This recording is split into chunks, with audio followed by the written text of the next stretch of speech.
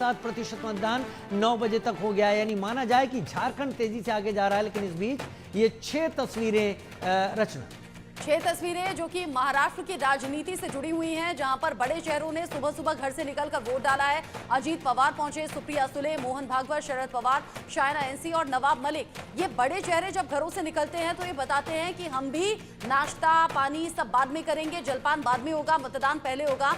और इन बड़े राजनेताओं यानी कि राजनीतिक चेहरों के साथ साथ बड़े सेलिब्रिटीज बॉलीवुड जगत से भी पहुंचे सुबह सुबह अपने मत का इस्तेमाल करने के लिए, कहने के लिए कि भाई आप भी घर से निकलिए। लगता है लेकिन महाराष्ट्र में सुबह देर से होती है लोगों की, क्योंकि वोटिंग परसेंटेज अभी तक कम है। मैंने तो हरियाणा में वोट डाला था पिछले चुनाव में, अभी तक स्याही मिटी नहीं है। मैं ये बताना चाहता हूं मैंने वोट किया। और वो लोग जो अभी महाराष्ट्र, झारखंड और उत्तर प्रदेश में अपने घरों में हैं, निकलिए बाहर। अगर आपके क्षेत्र में विधानसभा सीट पर चुनाव हो रहा है तो इस मौके को मत जाने दीजिए। सवाल पूछने का हक तभी होगा जब आप वोट देने के अपने हक का इस्तेमाल करेंगे। महाराष्ट्र में 288 सीटों पर मतदान है। झारखंड में दूसरे चरण में बची हुई 38 सीटों पर मतदान सुबह से जारी है। 4 जिलों की 15 सीटों पर भी आज उपचुनाव का दिन है। और इंटरेस्टिंग बना हुआ है यूपी की 9 सीटों का ये समीकरण, जहां पर वार पलटवार भी खूब चले। उधर नोटों के पहाड़ का जिक्र अगर झारखंड में हुआ तो यहाँ महाराष्ट्र में नोटों से भरा हुआ बैग मिल गया, जो इंटरेस्टिंग इन चुनाव को कर रहा है। लेकिन देखना होगा दिलचस्प 23 तारीख को जब रिजल्ट हम सबके सामने आएंगे और किसके दावों और वादों पर यकीन आम लोगों ने किया है।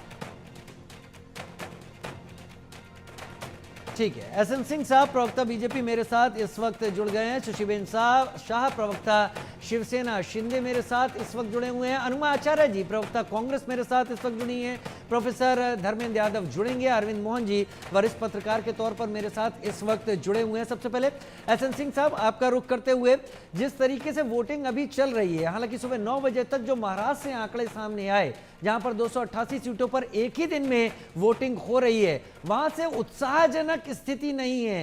सिर्फ 7% से कुछ कम लोग निकल पाए हैं। क्या लगता है आपको, ये किसी वजह से लोग कम निकले हैं, या फिर धीरे धीरे आप उम्मीद कर रहे हैं लोगों की भीड़ निकलेगी, अपने मताधिकार का इस्तेमाल करेगी?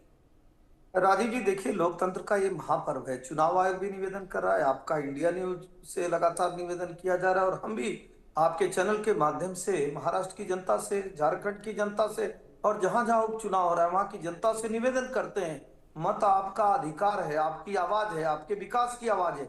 आप अपना मतदान तो करिए, अपने घर से निकलिए और मतदान करिए। एक बात, दूसरी बात मैं कह रहा हूँ, अमूमन शहरों में होता है कि लगभग 11-12 बजे तक जो है वो मत प्रतिशत कम रहता है। 11-12 बजे के बाद आप देखेंगे 5-6 बजे तक लगातार मत प्रतिशत बढ़ता रहता है।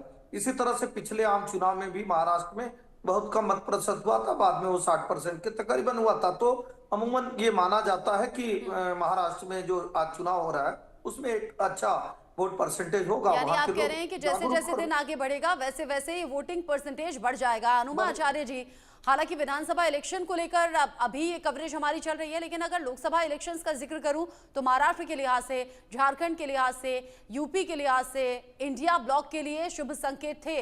क्या ये बरकरार विधानसभा इलेक्शंस में रहने वाला है, उपचुनावों में रहने वाला है?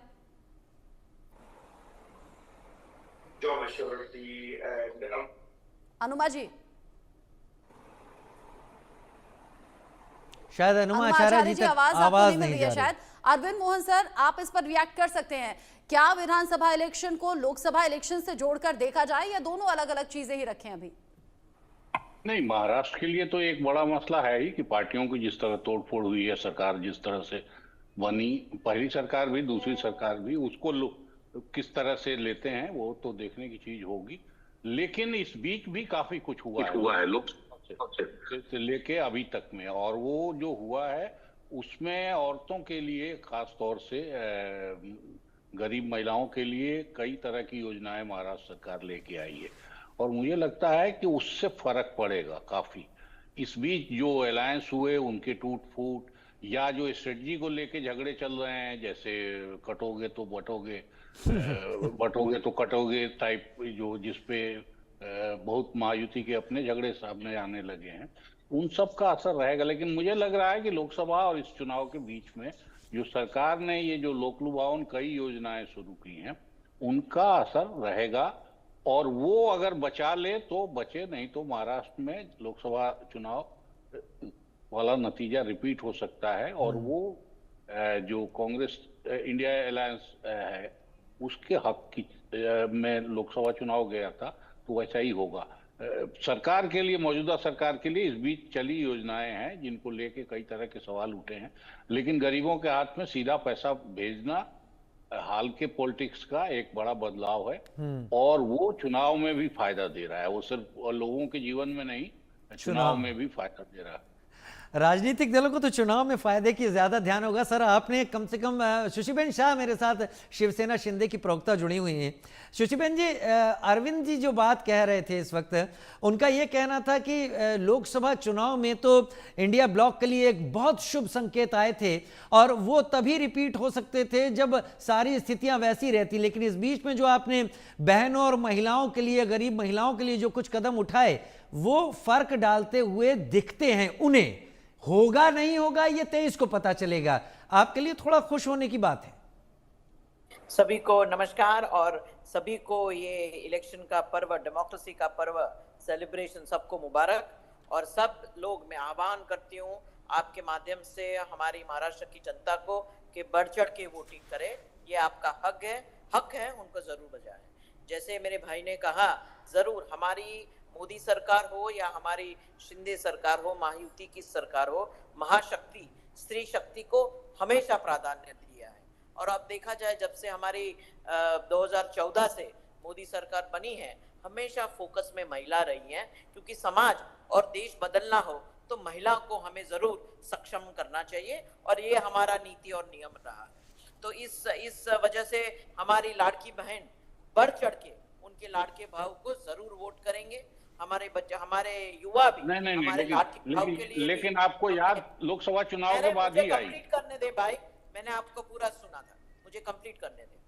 और हमारे लाड़के भाव भी वोट करेंगे क्योंकि स्किलिंग हमने किया, उनका शिक्षण एक भाग रहा, लेकिन एम्प्लॉयबिलिटी, आपको जब नौकरी में जाना होता है तो आपके पास स्किल होनी चाहिए, हुनर होना चाहिए। तो हुनर के लिए भी अप्रेंटिस हमने चालू की थी और उसमें बढ़ चढ़ के युवाओं ने उसमें सहभाग किया था। As far as Lok Sabha is concern, आप समझ लीजिए मेरे भाई, 0.1% या कुछ पॉइंट परसेंट का डिफरेंस था हमारे वोट शेयर में। 2 लाख से वोट से हम आगे थे। लोकसभा में सिर्फ 27 सीट की विधानसभा सीट में मां विनाश आघाड़ी आगे थी। और मैं आपको वचन देती हूँ, आपको आश्वस्त करना चाहूंगी, इस बार हमने सुशीबेन जी, क्षमा के साथ आपको रोकना चाहूंगा। क्षमा के साथ, एकनाथ शिंदे इस वक्त दिखाई पड़ रहे हैं, महाराष्ट्र के मुख्यमंत्री वोटिंग केंद्र पर, मतदान केंद्र पर पहुंचे हैं। रचना, हालांकि थोड़ा सा लेट हो गया राजीव, जो टाइम अभी लग रहा है, क्योंकि बड़े चेहरों पर तो बड़ी जिम्मेदारी होती है। जैसे कि ये बड़े चेहरे, अभी 6 तस्वीरें हम देख रहे हैं, 6 तस्वीरें जिस